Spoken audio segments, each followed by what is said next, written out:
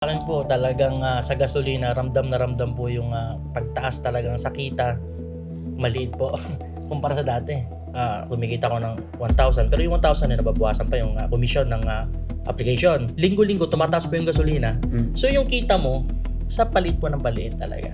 May family ka? Meron po. Wala pong pasok, hindi pa po nagbabago ng mga bata. Pagbalik yun. Medyo patay na naman tayo dyan.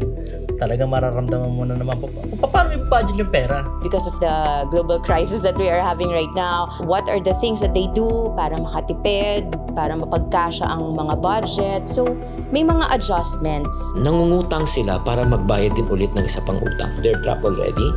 So, trap na sila, desperate na sila. Ano gagawin? Since nahaharas na sila, they're forced to borrow again.